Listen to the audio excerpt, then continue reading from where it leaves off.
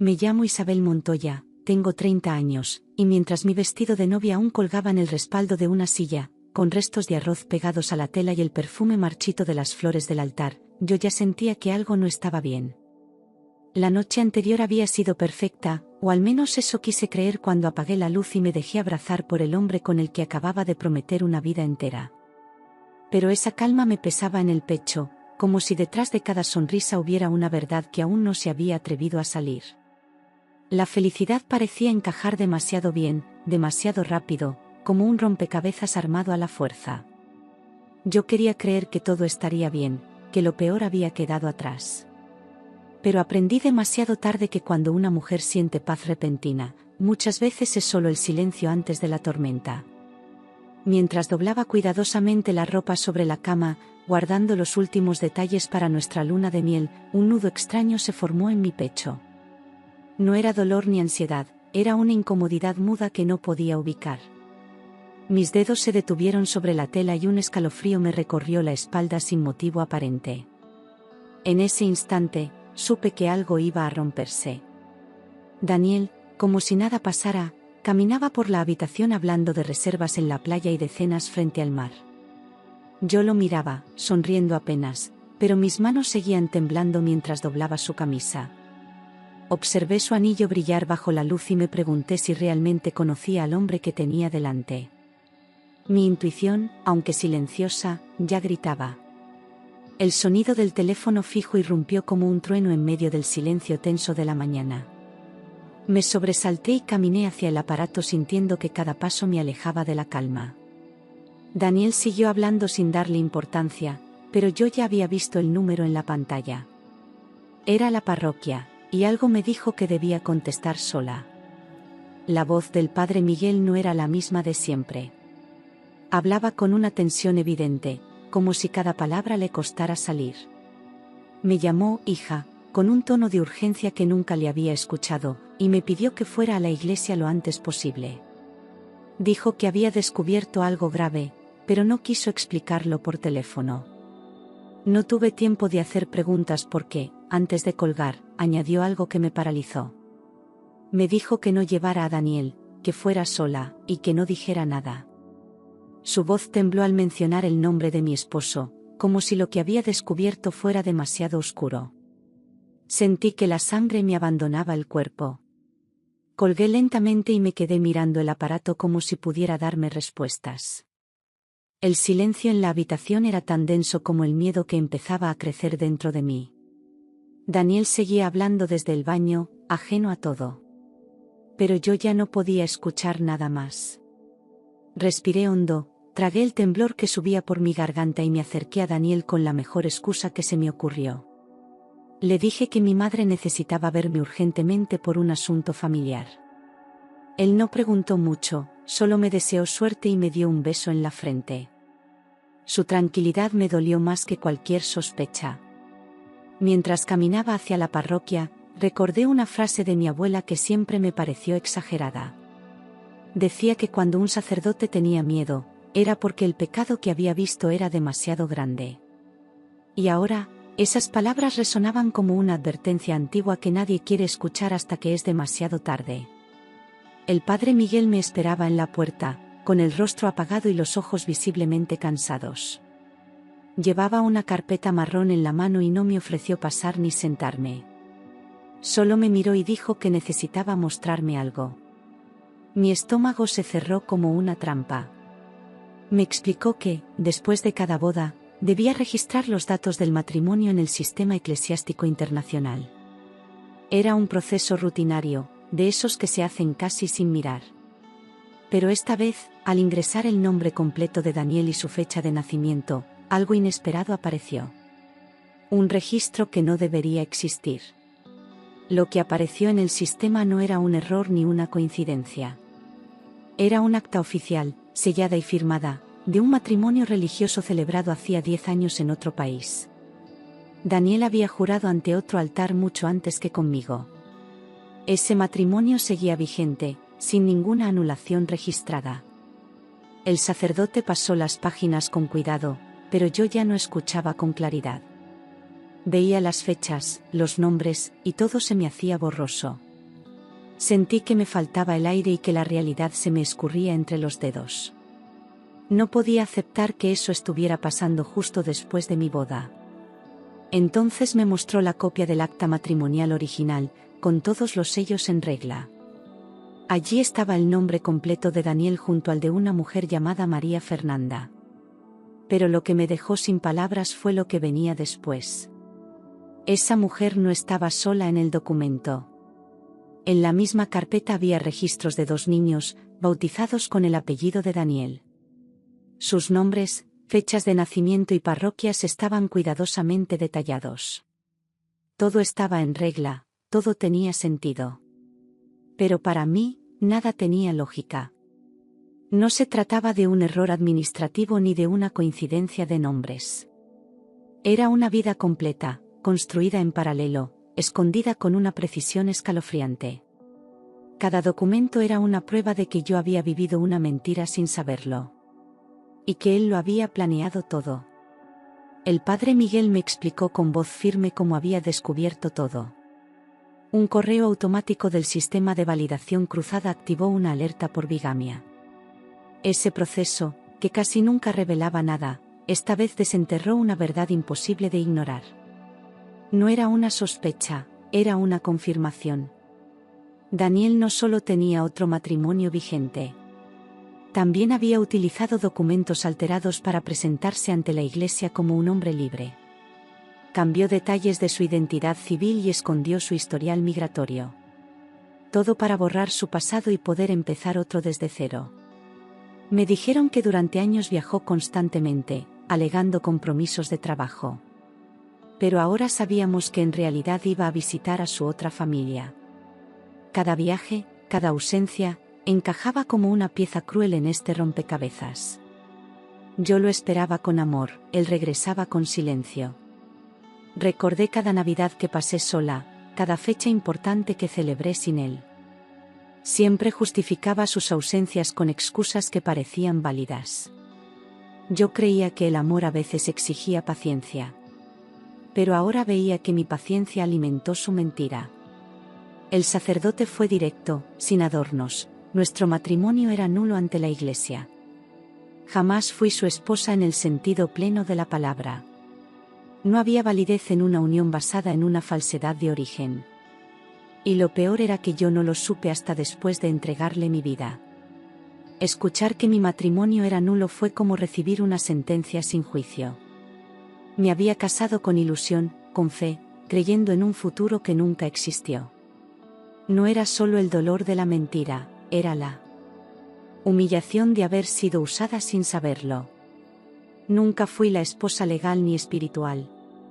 Fui el secreto, la sombra, la alternativa escondida con cuidado. Y el hombre que amaba me había convertido en eso con absoluta calma. Sentí una mezcla brutal de vergüenza, rabia y desorientación. Era un golpe que venía desde todos los ángulos, imposible de esquivar. Mis ojos se llenaron de lágrimas que no cayeron, porque ni siquiera podía llorar. El cuerpo me temblaba, pero no de frío, sino de impotencia pura. Todo mi mundo se había quebrado en segundos. Y no sabía cómo volver a pararme sobre esos pedazos. Le pregunté al padre Miguel si la otra mujer sabía de mi existencia. Tal vez ella también había sido cómplice, tal vez lo había permitido. Pero él bajó la mirada con una pena profunda y tardó unos segundos en responder. Su silencio decía más que cualquier palabra. Cuando por fin habló, lo que dijo me partió aún más por dentro. La otra mujer también había sido engañada. Daniel había construido una doble vida perfecta, sin errores visibles, sin huellas obvias. Su capacidad para mentir era tan precisa que ninguna de las dos lo habíamos notado. Nos dedicaba excusas distintas, promesas distintas, con el mismo rostro sincero. Había inventado 2 versiones de sí mismo y nos hizo amar a cada una. No era un error, era una elección constante. Y ahora pagábamos nosotras. Salí de la parroquia caminando lento, como si mi cuerpo ya no respondiera a mi voluntad. Cada paso dolía, no por el físico, sino por lo que acababa de saber. Miraba el mundo como si ya no perteneciera a él. Las personas pasaban a mi lado sin saber que yo acababa de perderlo todo. Quise desaparecer, gritar, correr, pero no hice nada. Solo avancé con el alma rota. No tuve valor de regresar a casa inmediatamente. No podía mirar a Daniel a los ojos sabiendo lo que ahora sabía. Necesitaba espacio, tiempo, aire. Caminar sin rumbo fue mi única decisión consciente. No quería escuchar su voz, ni su risa, ni sus explicaciones vacías. Solo quería estar lejos de él y de su mentira perfecta. Durante ese trayecto solitario, todas las señales volvieron a mi mente como un golpe en el estómago. Las llamadas que nunca contestaba frente a mí, las noches que decía trabajar, los viajes repentinos. Yo justificaba todo porque confiaba. Porque amar era creer. Pero ahora entendía que no era ciega, solo había cerrado los ojos para no ver. Esa noche no dormí. Me senté en la sala, con la carpeta en las manos, repasando cada hoja una y otra vez. Las pruebas estaban ahí, frías, concretas, irrefutables. Pero lo que dolía no era el papel, sino la traición detrás de cada firma. No grité, no rompí nada, no busqué consuelo. Solo decidí que al día siguiente lo enfrentaría sin miedo.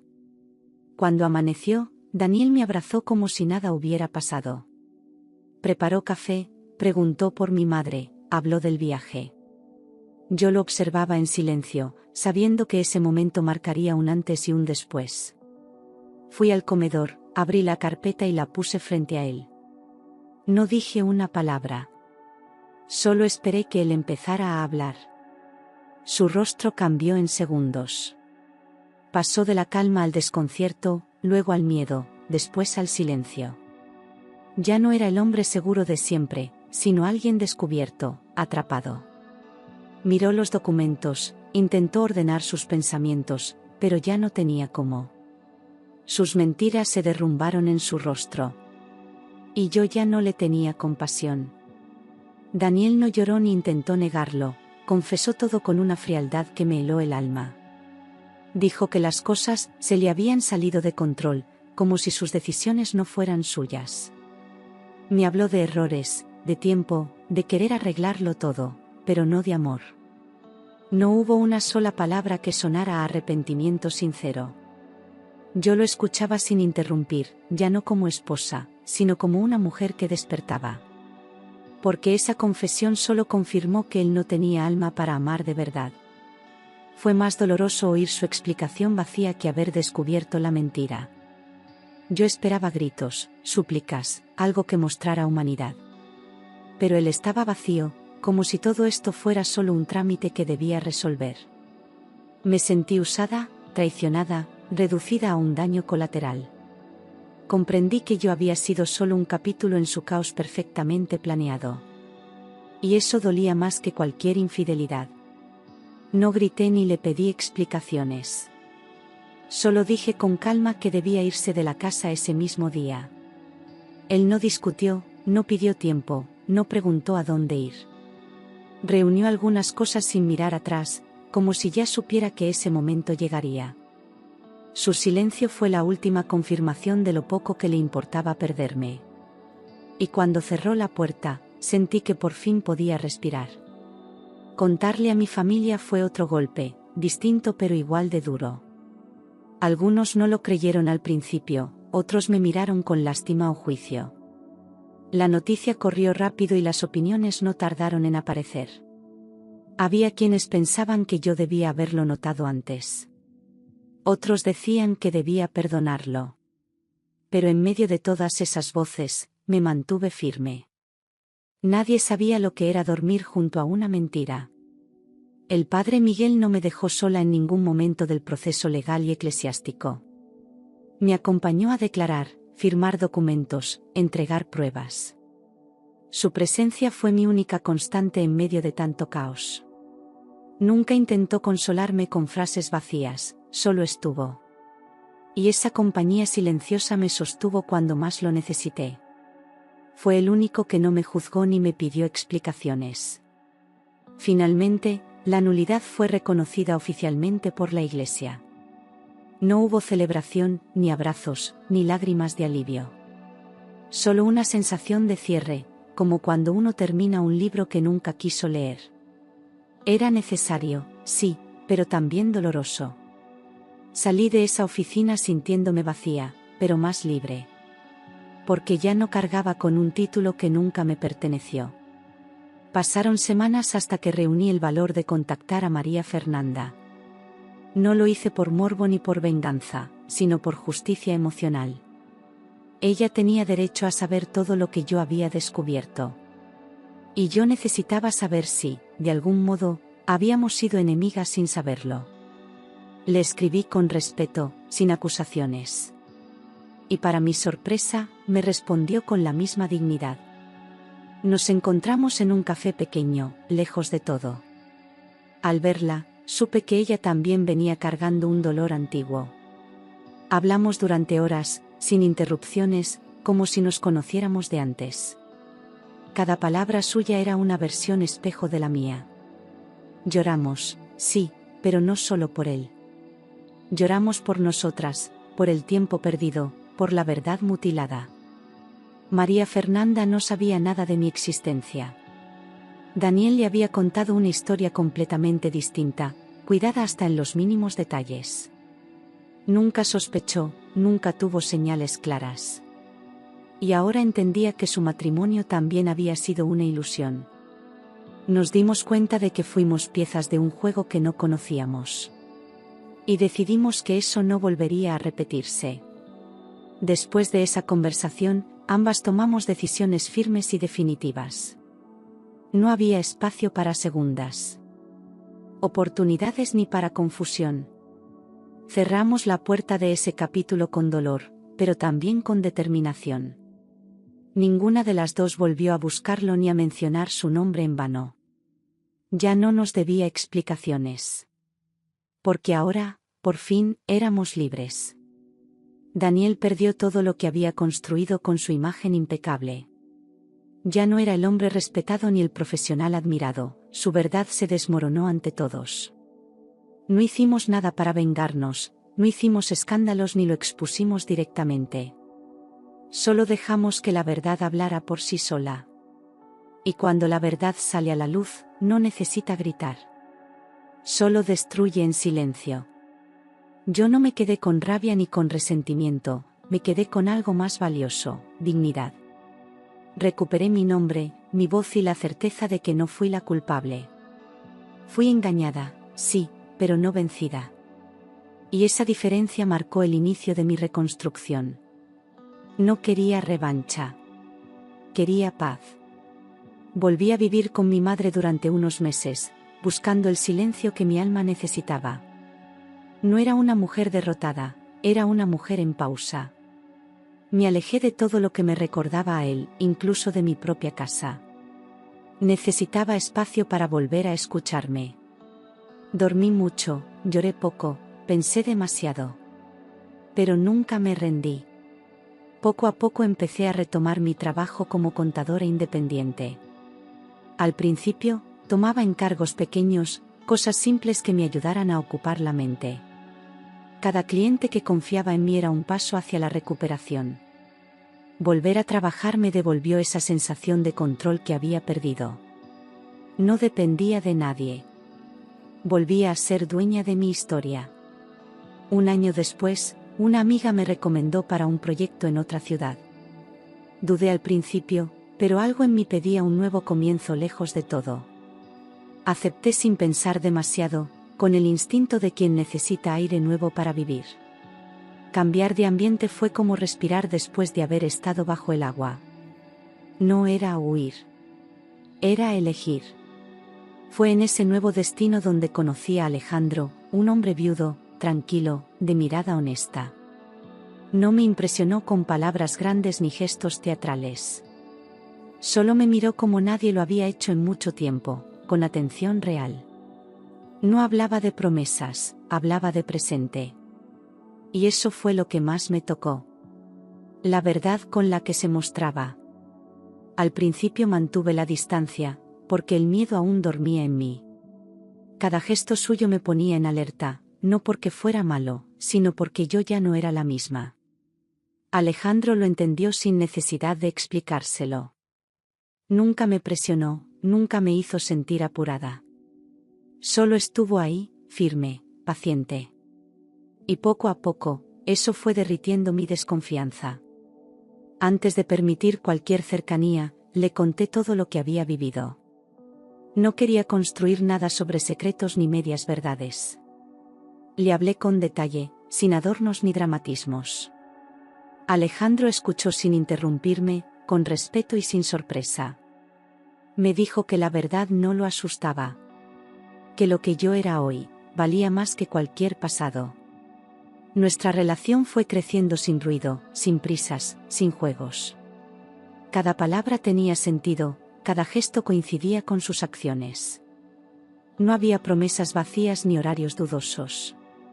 Él no me decía que me amaba cada día, pero lo demostraba con hechos pequeños y constantes. Y yo, por primera vez, sentí lo que era amar sin ansiedad. Sentí calma. Por primera vez supe lo que era vivir un amor tranquilo. No necesitaba revisar su teléfono ni cuestionar cada paso. Me sentía segura no porque él lo dijera, sino porque yo lo vivía. Era un amor sin nudos, sin máscaras, sin silencios sospechosos. No era perfecto, pero era verdadero. Y eso, para mí, ya era todo. 2 años después, decidimos vivir juntos. No fue una decisión impulsiva ni romántica, fue una conversación honesta entre 2 personas que habían perdido demasiado tiempo en el pasado. Hablamos de espacio, de rutinas, de heridas y límites. Nada quedó al azar, todo fue construido con cuidado. Alejandro no quería llenar vacíos, quería acompañarme sin invadir. Y eso me dio la certeza de que estaba lista.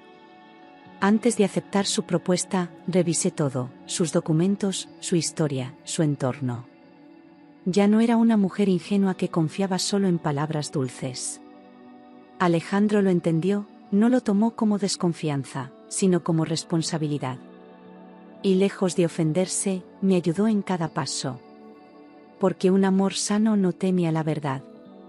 Y yo ya no vivía con miedo. Cuando me propuso matrimonio, lo hizo sin rodeos ni espectáculos. No hubo fuegos artificiales ni aplausos, solo una mirada sincera y una pregunta clara. Me pidió que fuera su esposa con respeto, no con promesas vacías. Dijo que no quería completarme, porque yo ya estaba completa. Quería compartir la vida conmigo, así de simple. Y por primera vez, supe que podía decir sí sin temor. Esta vez fui yo quien exigió que todo se hiciera correctamente, por la vía civil y religiosa. No porque necesitara validación externa, sino porque no quería sombras ni dudas. Aprendí a no dejar cabos sueltos, a no aceptar medias verdades. Si iba a casarme de nuevo, sería con todo en regla. Esta vez no había ilusión ciega, había conciencia. Y eso me daba fuerza. El día de mi segunda boda no sentí nervios, sentí serenidad. Caminé hacia el altar sin fantasmas, sin máscaras, sin miedo a lo que no sabía. Alejandro me miraba con ternura, pero también con respeto. Sabía que yo no era la misma mujer de antes. Y me amaba así, con todo lo que había vivido. Esta vez no me entregaba, me unía. El mismo Padre Miguel, años después, fue quien bendijo nuestra unión. Al vernos juntos, me sonrió como si entendiera todo sin necesidad de palabras. Antes de comenzar la ceremonia, se acercó a mí y me dijo al oído: «Ahora sí, hija, este matrimonio es verdadero». Cerré los ojos un segundo y sentí paz. Era como si al fin se cerrara el círculo. Y comenzara una nueva historia, sin mentiras. Formamos una familia basada en acuerdos, comunicación y respeto. No todo fue perfecto, porque la vida nunca lo es. Pero cada problema se resolvía hablando, sin esconder, sin huir. Alejandro y yo no competíamos, nos cuidábamos. Aprendimos a escucharnos y a crecer juntos. Y eso, después de todo lo vivido, era un milagro silencioso. Con el tiempo supe que Daniel enfrentó consecuencias legales y personales por todo lo que había hecho. No lo busqué, no lo seguí, no quise saber detalles. Solo me llegó la información por terceros, como ecos lejanos de un pasado que ya no era mío. Su doble vida terminó por devorarlo. Porque ninguna mentira dura para siempre. Y la suya cayó como debía. Nunca sentí alegría por su caída. No lo celebré, no lo comenté. Solo sentí alivio, como quien por fin cierra una ventana por donde siempre entraba frío. Ya no me dolía su recuerdo. Ya no formaba parte de mi presente. Lo que una vez fue amor, ahora era solo aprendizaje. Y ese era el verdadero final de su historia en la mía. Hoy tengo 38 años y miro hacia atrás sin rabia. No me arrepiento de haber amado, pero agradezco haber escapado a tiempo. Agradezco cada señal que después aprendí a reconocer. Agradezco haberme escuchado, aun cuando la verdad dolía más que la mentira. Porque descubrí que el dolor no mata. El silencio sí. Y yo decidí hablar. Aprendí que una mujer no fracasa cuando un matrimonio termina. Fracasa cuando se queda donde no la respetan, cuando apaga su voz para no incomodar, cuando deja de verse al espejo con orgullo. Yo no fallé al amar, fallé al ignorar mis propios límites. Pero incluso eso me enseñó. Porque no hay mayor victoria que alejarse del lugar donde te rompieron, y reconstruirte mejor. Mi historia, sin proponérmelo, se volvió advertencia para otras mujeres. Amigas, primas, vecinas, comenzaron a hablarme en privado, a contarme sus sospechas, sus dudas, sus miedos. Yo no tenía respuestas para todas, pero sí algo que valía más, el testimonio de que se puede salir. Que no estás loca por sentir lo que sientes. Que si hay vida después del desengaño. Porque el amor no llega tarde ni temprano. Llega cuando una mujer ya sabe lo que merece, cuando no se conforma con migajas ni espera milagros de quien no cambia. El amor no es rescate, es encuentro. Y si llega después del dolor, no es castigo, es recompensa. Yo no tuve suerte. Tuve coraje. Y por eso el amor me encontró. Y si hoy cuento esto, no es para causar dolor. Es para recordarte que después de una gran mentira, sí existe una vida verdadera. Una vida sin miedo, sin excusas, sin máscaras. Una vida que se construye con verdad, aunque duela. Porque el dolor pasa, pero la verdad permanece. Y con ella, se vuelve a empezar. A veces me preguntan si volvería a confiar, si después de algo así es posible abrir el corazón otra vez. Yo no tengo una fórmula, pero aprendí que la confianza no nace de olvidar, sino de elegir con más claridad. No es inocencia, es conciencia. No es repetir, es reconstruir. Y aunque el pasado deje cicatrices, también deja mapas. No quiero que nadie idealice mi fuerza, porque tuve miedo, tuve dudas, tuve momentos oscuros. Pero cada una de esas sombras me obligó a buscar mi propia luz. No fui valiente desde el inicio, fui valiente cuando ya no tenía otra opción. Y a veces, eso basta para salvarte. Basta para no rendirte. Hay mujeres que viven años dentro de mentiras disfrazadas de amor. Yo también lo hice. Y por eso entiendo el silencio, la confusión, el deseo de no ver. Pero un día, el alma grita más fuerte que el miedo. Y cuando ese día llega, nada vuelve a ser igual. Porque el despertar, aunque duela, es libertad. Alejandro no vino a curarme, porque yo no necesitaba ser curada, necesitaba ser escuchada. Y eso fue lo que me dio, presencia, verdad, constancia. Con él aprendí que el amor no se mide por intensidad, sino por coherencia. Que no duele, no hiere, no exige máscaras. Y que amar bien empieza por amarse una misma. Nunca más volví a ser la misma mujer que aquella que caminó hacia la parroquia con el corazón temblando. Esa Isabel se rompió, pero también se reconstruyó con más verdad. Ahora sé lo que valgo, lo que merezco y lo que no vuelvo a permitir. Y esa certeza no la cambio por ninguna promesa. Porque quien conoce el abismo, aprende a respetar su propia orilla. Hoy, cuando paso frente a una iglesia y escucho las campanas, no pienso en lo que perdí, pienso en lo que gané. Gané claridad, fuerza, dignidad. Y gané la oportunidad de volver a elegir desde otro lugar. No desde la necesidad. Desde la plenitud. Porque cuando una mujer se encuentra a sí misma, no vuelve a perderse por nadie. No todas las historias terminan con justicia. Pero la mía, al menos, terminó con verdad. Y aunque la verdad duela, siempre es mejor que vivir anestesiada. Hoy puedo mirar a mis hijas a los ojos y enseñarles lo que yo no sabía a su edad, que el amor no se ruega, se reconoce. Y que quien ama de verdad, no oculta vidas. He recibido cartas, mensajes, abrazos de mujeres que se vieron reflejadas en mi historia. Algunas aún no han salido. Otras ya salieron, pero no saben cómo empezar de nuevo. A todas ellas les digo lo mismo, no están solas.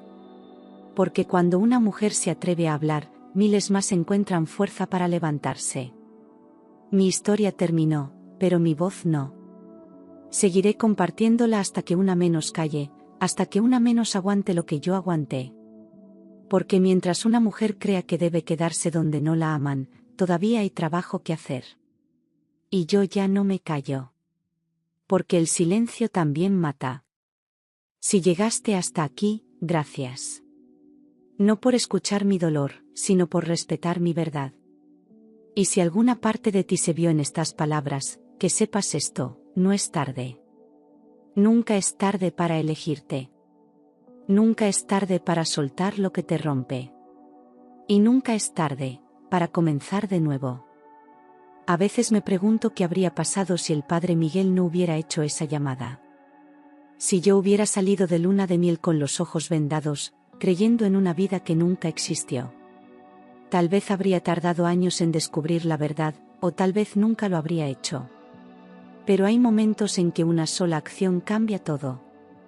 Y gracias a ese llamado, mi destino se corrigió a tiempo. La verdad me alcanzó, justo cuando más necesitaba verla. Daniel me robó una parte importante de mi historia, pero no le permití quedarse con el final. Eso fue mío. Lo escribí con coraje, con lágrimas, con dignidad. No me definió su traición, me definió mi respuesta. Porque una mujer no es lo que le hacen, es lo que decide hacer con lo que le hicieron. Y yo decidí reconstruirme. Con cada fragmento roto, hice un camino nuevo. No volví a buscar culpables. No le di más espacio en mi mente a quienes me juzgaron, ni a quienes callaron cuando más los necesitaba. Aprendí que en los momentos difíciles, el silencio de algunos duele más que la traición. Pero también descubrí a quienes valen oro, los que te sostienen sin condiciones. Ellos fueron mi red cuando yo no podía sola. Y por ellos, también sigo de pie. Alejandro y yo no somos una pareja perfecta, pero somos reales. Peleamos, discutimos, tenemos días grises. Pero incluso en los peores días, existe el respeto. Existe la palabra a tiempo. Existe el abrazo que calma sin pedir disculpas. Ese tipo de amor que no se ve en las películas, pero que sostiene una vida entera. Y ese amor, lo elegí despierta. Mis hijas crecen escuchando esta historia como un relato de fuerza, no de derrota. No les hablo de odio, ni de venganza, ni de dolor eterno. Les hablo de límites, de verdad, de intuición. Les enseño que el amor no debe doler. Que merecen una vida limpia, sin secretos. Y que, si alguna vez algo se rompe, ellas también sabrán reconstruirse. Nunca imaginé que de un acto tan cruel pudiera salir algo tan poderoso. Pero así es la vida, a veces la semilla cae en tierra herida, y aún así florece. Lo que fue ruina, hoy es cimiento. Lo que fue mentira, hoy es lección. Y lo que fue pérdida, hoy es impulso. No gané lo que esperaba, gané lo que necesitaba. Y por eso sigo aquí. No como víctima, sino como voz. Porque si al contar mi historia otra mujer se atreve a dejar aquello que la apaga, ya valió la pena todo lo que viví. No me rompí para quedarme en el suelo. Me rompí para aprender a volar con mis propias alas. Y ahora que vuelo, no pienso volver atrás.